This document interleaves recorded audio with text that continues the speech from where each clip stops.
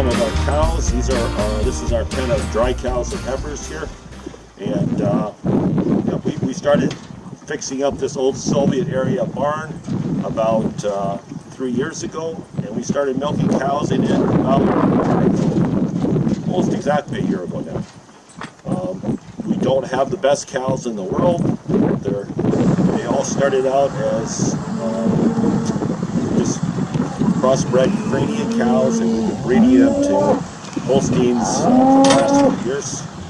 And we're starting to get bigger cows that give more milk, but still they don't milk like our cows in Canada.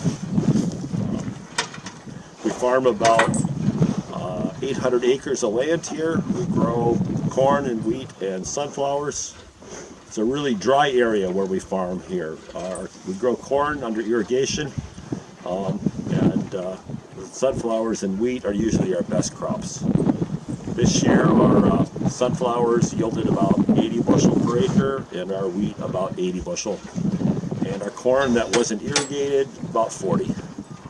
Our irrigated corn, maybe 220, 230.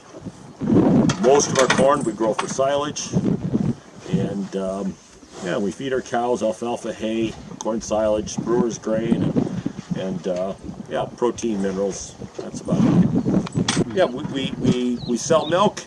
We teach the children how to live a normal life.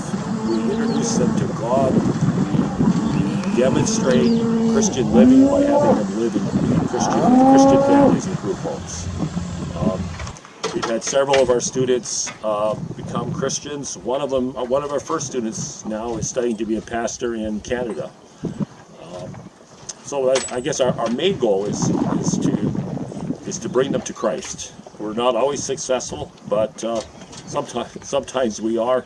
And if we're not successful now, we hope that the influence we've had on them for the 2 years that they're here comes back to them sometime.